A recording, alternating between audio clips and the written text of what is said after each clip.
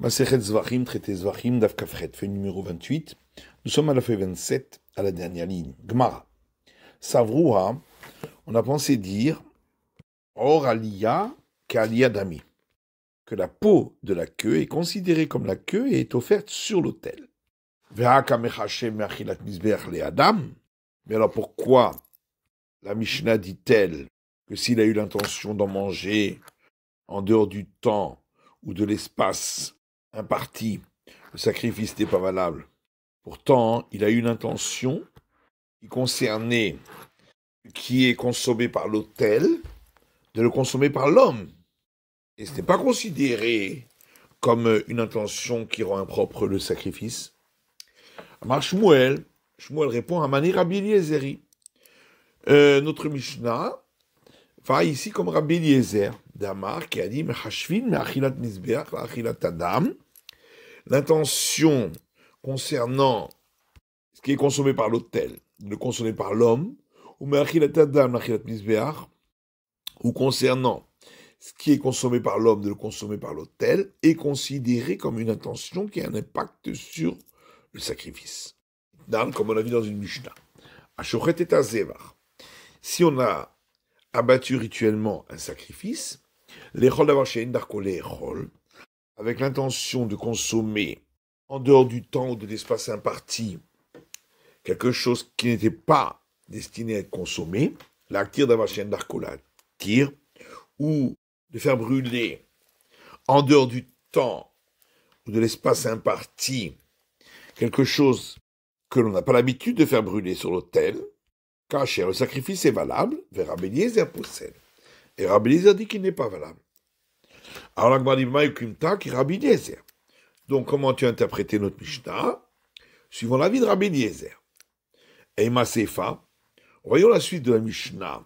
Donc la prochaine Mishnah, Zéaklal, qui dit voici la règle, Kol hashochet, chaque fois qu'on a fait l'abattage rituel, vers Mekabel, la réception du sang dans la coupe, vers Hamolir, ou amener le sang jusqu'à l'autel, vers Azorek, lancer le sang sur l'autel, les rôles d'avoir chez Darkol et rôle, avec l'intention de manger quelque chose qu'on a l'habitude de manger, ou l'actir d'avoir chez Darkol l'actir, ou de faire brûler quelque chose qu'on a l'habitude de faire brûler sur l'autel, en dehors du temps ou de l'espace imparti, le sacrifice n'est pas valable.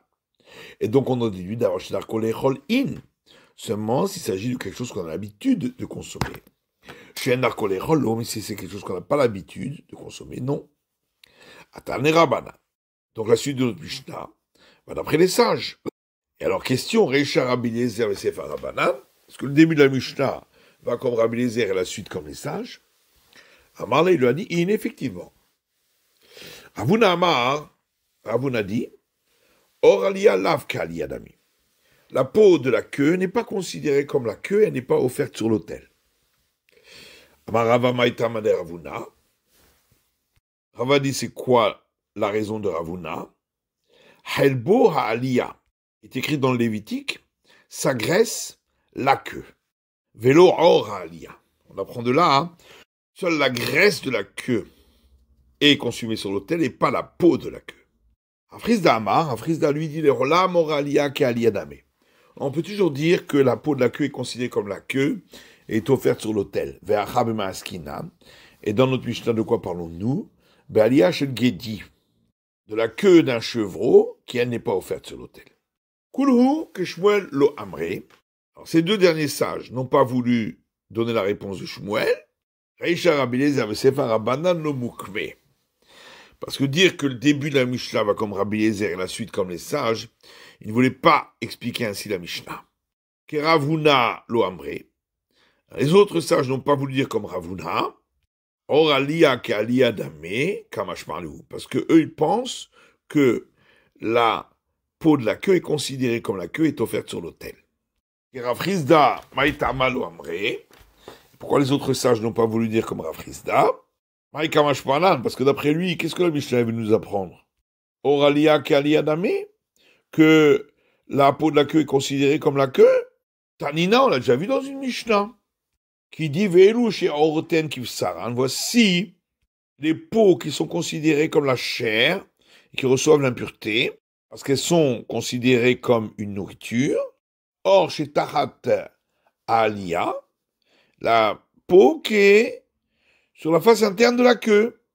Rav Hizda Itzarich. Rav Hizda répondra qu'on avait quand même besoin de l'enseignement de notre Mishnah à nous, parce que Sakalatachamina, on aurait pu croire Animine Linyan Touma des Rakir Mitztaref, que c'est uniquement concernant l'impureté qu'on dit que cette peau de la queue, comme elle est tendre, elle s'associe avec la queue pour recevoir l'impureté. Avalhacha, mais ici concernant consommer de la chair du sacrifice, on aurait pu croire les mots shra, étant donné que c'est écrit dans le verset, le sacrifice doit être mangé par les prêtres comme des princes, doula, c'est-à-dire avec noblesse, comme les rois ont l'habitude de manger. Or, les rois n'ont pas l'habitude de manger cette peau de la queue.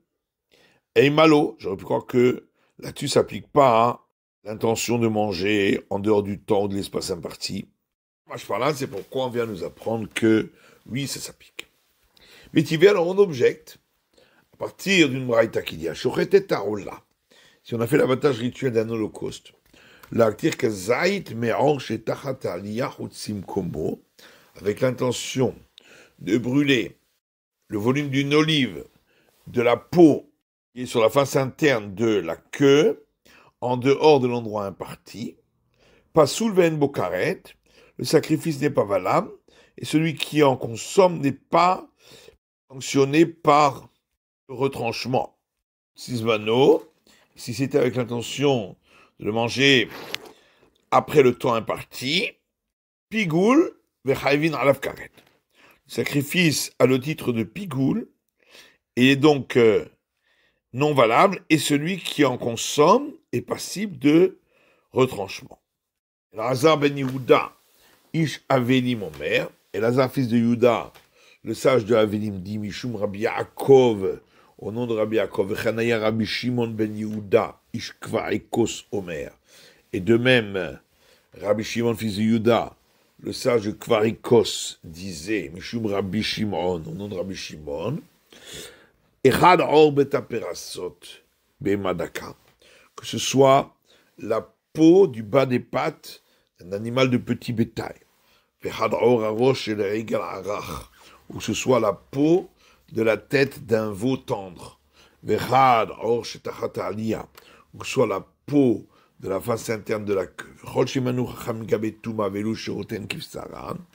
et toutes les peaux que les sages ont listées concernant l'impureté en disant voici ceux dont la peau est considérée comme la chair, la viorche et le bêta-bochette. Et on inclut ainsi la peau des parties génitales des femelles des animaux.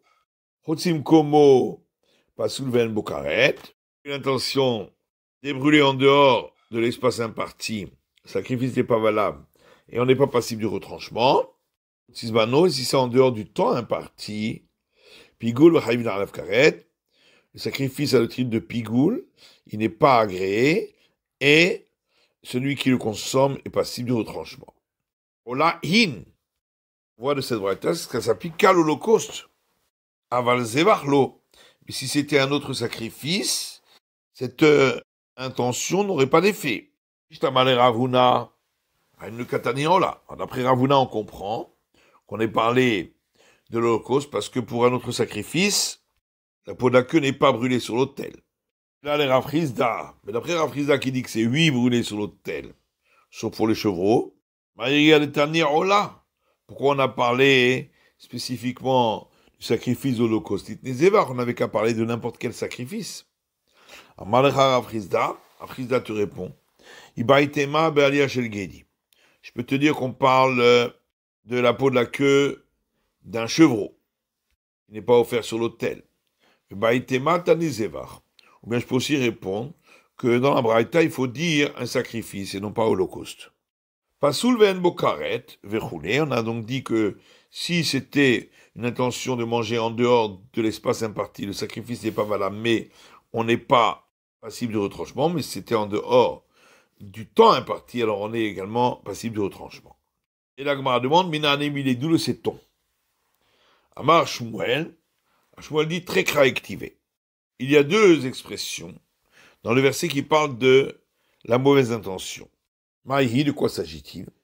Amar Rabba dit, Shlishi. Le verset parle de l'intention de manger le sacrifice pacificatoire au troisième jour, donc après le temps imparti. Zéochotzizmano. Ça, c'est l'intention de manger en dehors du temps imparti. Pigoul.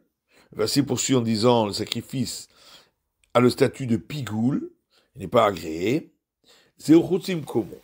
Ça, c'est pour inclure l'intention de consommer le sacrifice en dehors de l'endroit imparti. Faire nefesh haochelet mimenu. Et le texte du Lévitique poursuit en disant et la personne qui en mangerait portera sa faute. De là, on déduit, comme on verra plus loin, qu'il aura la sanction du retranchement. C'est écrit au singulier et Chaduloshlaim, donc c'est uniquement pour un des deux cas précités.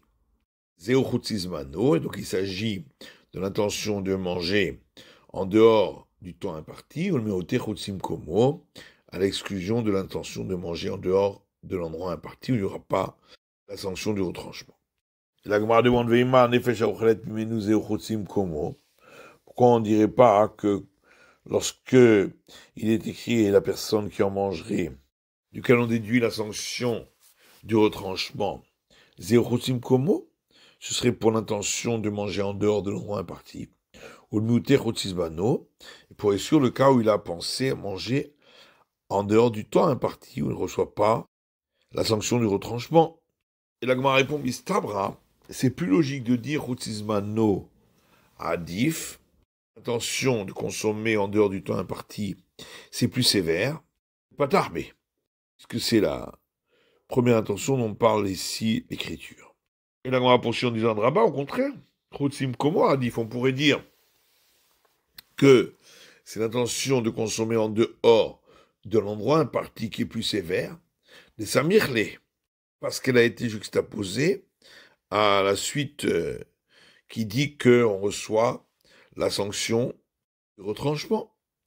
Et là, Amar Abaye, c'est pourquoi Abaye dit qui atteint Rav Yitzhak Baravdi Miyamar, lorsque Rav Yitzhak fils d'Amni est venu, il a dit Rav Samir Adetanitana, Rav s'appuie sur la braïta suivante qui dit que chez Omer Shlishi Parashat Kedoshim Tiyu, qu'il est écrit également si on en mangerait au troisième jour. Or, le passage commence par vous serez saints.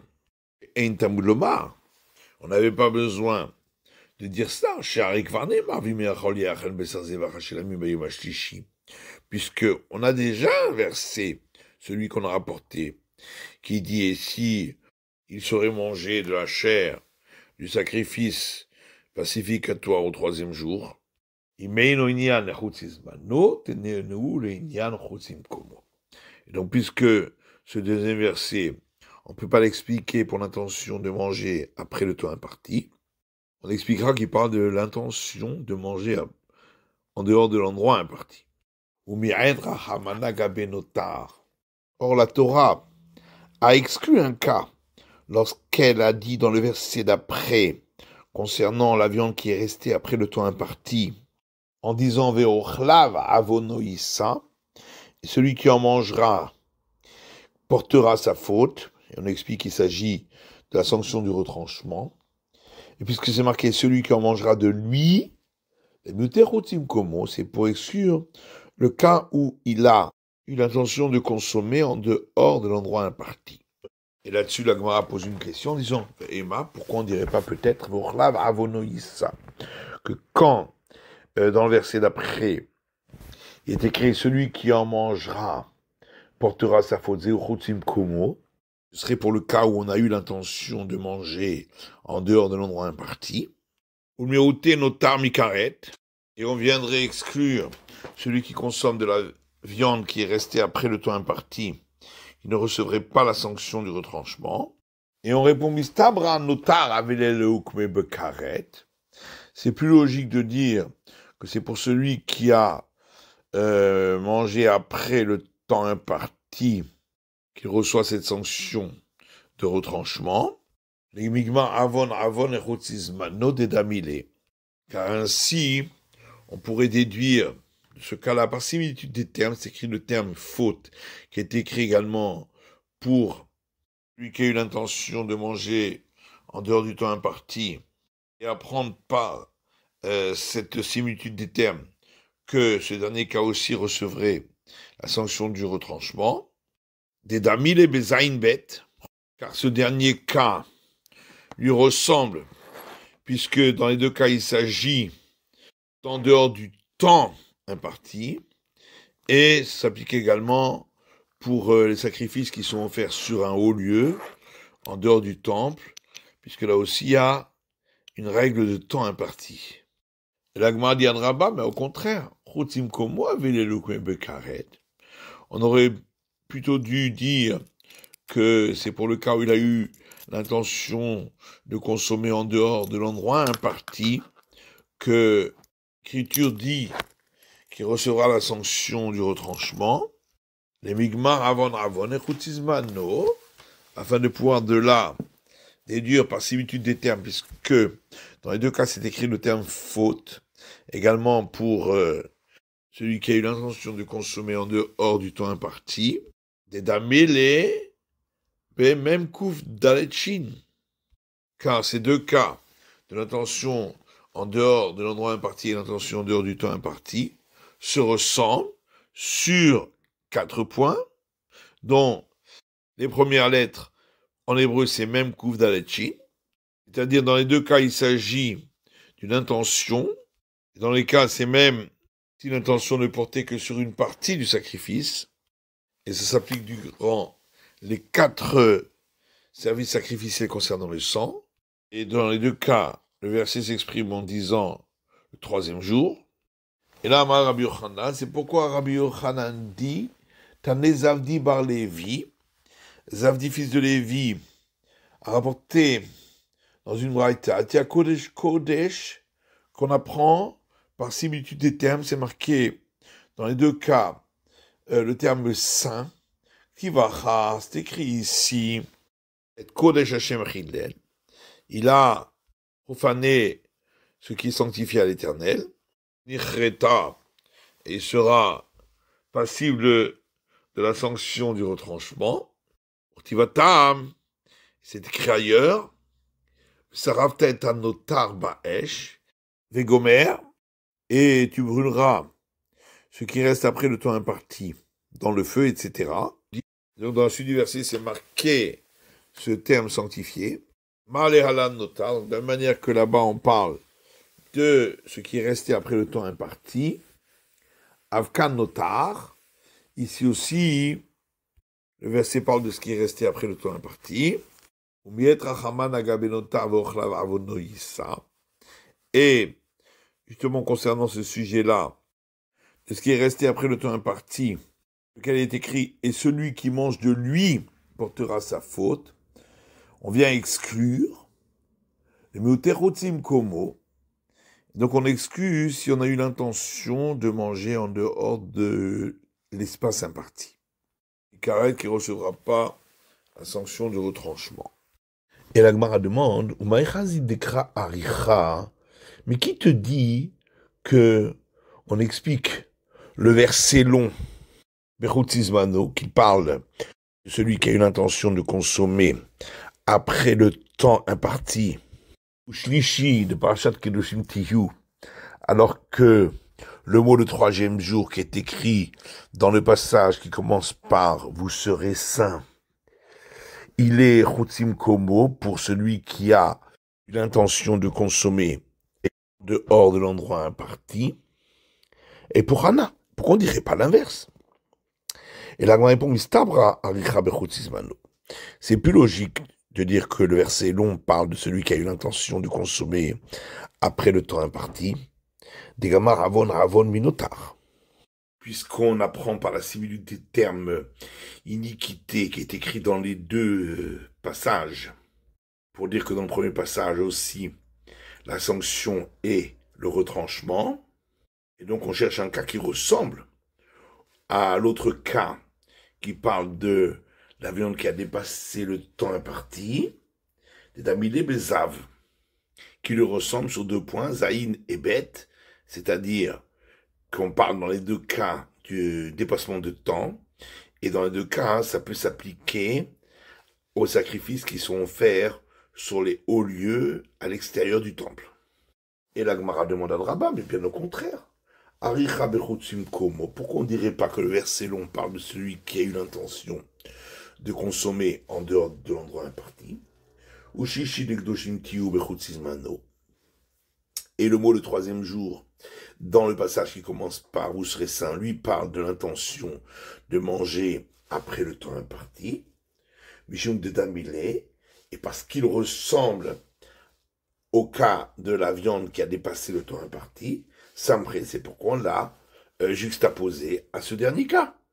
Et donc, on a exclu ce cas-là de la sanction du retranchement par le fait que dans le cas suivant, c'est marqué celui qui mange de lui portera sa faute, donc c'est que dans ce cas-là qu'il y a la sanction du retranchement. Et là, Rava, c'est pourquoi Rava dit Kulhu mikra richatian. Tous les cas, on les apprend du verset long. Dirtiv, parce qu'il est écrit au début de ce verset, et achol et achel, si consommé, il sera consommé. Donc le verset parle de 2 consommations. Une la consommation de l'homme et l'autre la consommation de l'autel. Mais le verset poursuit en disant de la chair du sacrifice de son pacificatoire. Mashlamim mefaglim ou bitpaglim. De la même manière que pour le sacrifice pacificatoire, il y a une action qui permet de rendre le sacrifice au statut de pigoule, et il y a des morceaux de sacrifice qui deviennent pigoule. Avkol, de même, ça s'applique à tous les sacrifices où il y a une action pour rendre pigoule et des morceaux qui deviennent pigoule. Shlishi, et comme le verset dit le 3e jour, Zerot Sezvano, donc il s'agit de l'intention de manger après le temps imparti. Et il est écrit donc, Lo Yiratse ne sera pas agréé. De là on apprend, car Tzad Kacher, car Tzad Pasoul. Le même service qui apporte l'agrément du sacrifice qui est validé, eh bien ce sont les mêmes services pour l'agrément du sacrifice qui est pigoul. Marzat kasher hache akribu kol matirav. Donc de la même manière que pour valider un sacrifice, il faut que soit offert tout ce qui autorise la consommation du sacrifice. Av arsat pasoul, de même pour valider un sacrifice qui n'est pas valable, comme ici où il y a l'intention de manger en dehors du temps imparti. Il faut que soit offert tout ce qui autorise en général la consommation du sacrifice. Hamakriv, puis le verset poursuit en disant celui qui offre, Krava ou Nifsal, pour nous dire qu'il devient non valable au moment où on l'offre, parce qu'on a eu une mauvaise intention. Venon Nifsal Bishlishi, par contre, il ne devient pas non valide parce qu'on aurait mangé un morceau au 3e jour. Auto, et du fait que le verset s'est exprimé en disant celui qui l'offre lui, on apprend que le verset dit que c'est le sacrifice qui est invalidé, mais non pas le prêtre qui a fait le sacrifice. Lo yechachev, puis le verset dit il ne sera point compté, pour nous dire lo yarabo marchavot acherot, que il n'a le statut de pigoule que si n'est pas mélangé dans ce service sacrificiel d'autres mauvaises intentions. C'est la fin de l'étude du Daf Kafret de la feuille numéro 28.